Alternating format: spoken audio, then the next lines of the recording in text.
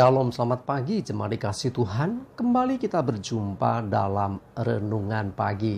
Ya, di minggu pagi ini kembali saya mengajak kita semua untuk kita akan merenungkan firman Tuhan, supaya melalui firman Tuhan hidup kita akan terus dibangun dan kita akan terus bertumbuh, diteguhkan dan dikuatkan dalam iman dan pengharapan. Karena firman Tuhan adalah makanan bagi rohani kita, untuk pertumbuhan rohani kita. Firman Tuhan sumber kekuatan kita. Nah, firman Tuhan adalah kebenaran yang akan memerdekakan hidup kita. Bahkan firman Tuhan menjadi pedoman bagi hidup kita. Bahkan firman-Nya juga yang akan terus menuntun kita dan menerangi langkah hidup kita. Ya, mari sebelum kita merenungkan firman Tuhan, kita akan berdoa terlebih dahulu.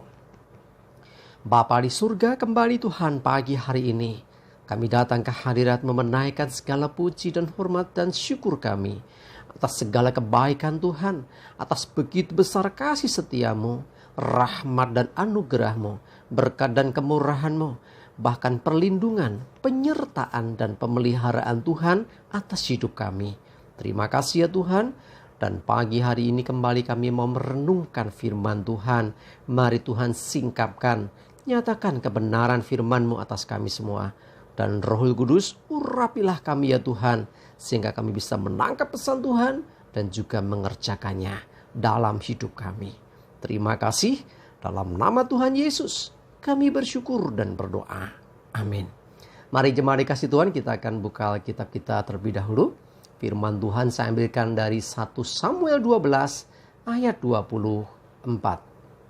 Saya bacakan. Hanya takutlah akan Tuhan dan setialah beribadah kepadanya dengan segenap hatimu. Sebab ketahuilah betapa besarnya hal-hal yang dilakukannya di antara kamu. Jemaat dikasih Tuhan, perhatikan. Firman Tuhan mengingatkan kita, hanya takutlah akan Tuhan.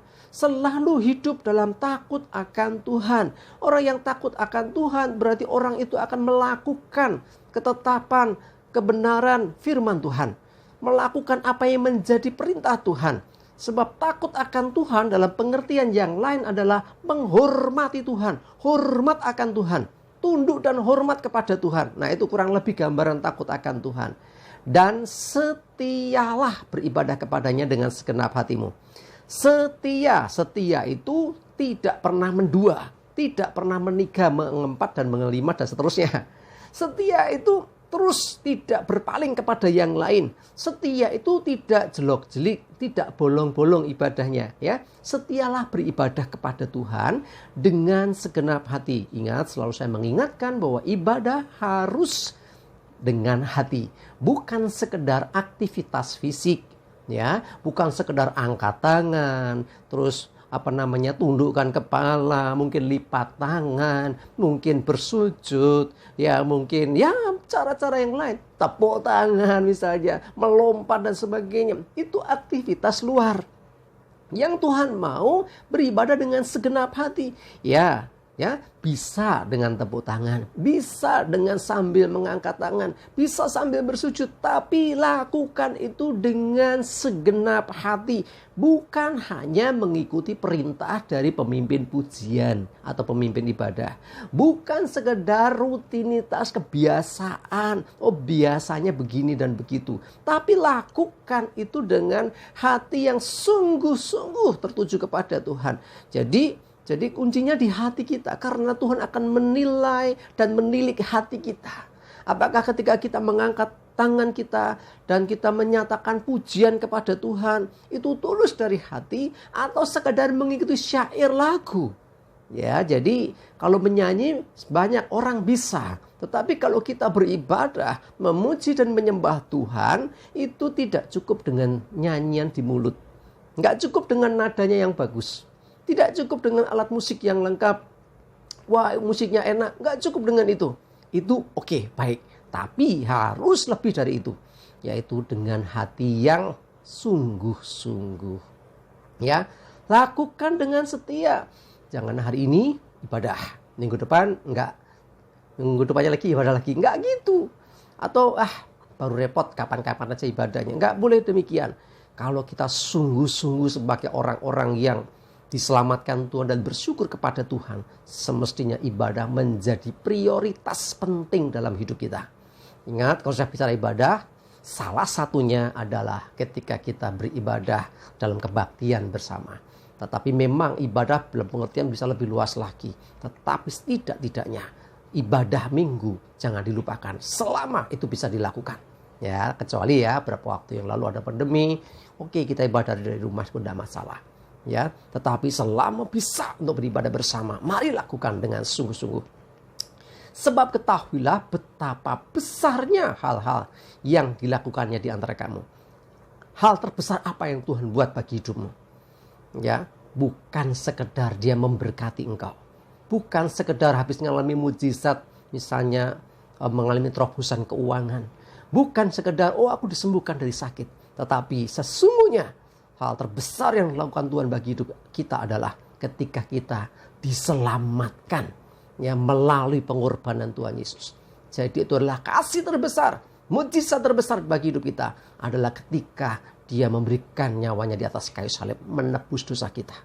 Jadi keselamatan itu adalah karya terbesar yang Tuhan buat bagi hidup kita. Mari bersyukur.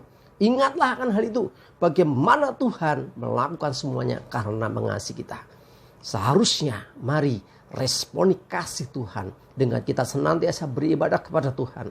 Mengutamakan Tuhan di atas segala kepentingan yang lain. Ya, bukan hanya sekedar aktivitas, sekali lagi hati kita yang sungguh-sungguh mengasihi Tuhan.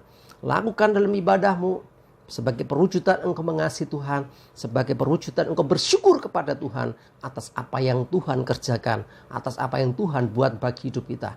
Ya, mulai dari keselamatan, berkat, penyertaan, bahkan pemeliharaan Tuhan dalam hidup kita setiap hari.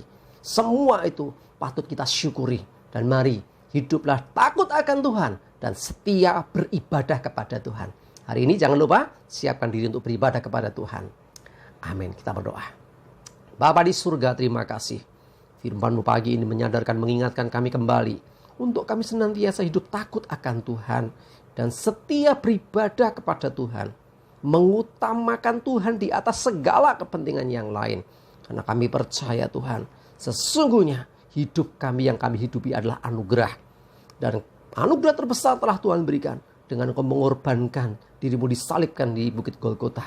Dan itulah menyelamatkan kami. Kasih terbesar, mujizat terbesar bagi hidup kami. Dan kami mau senantiasa mengingatnya, senantiasa bersyukur atas apa yang Tuhan buat dalam hidup kami.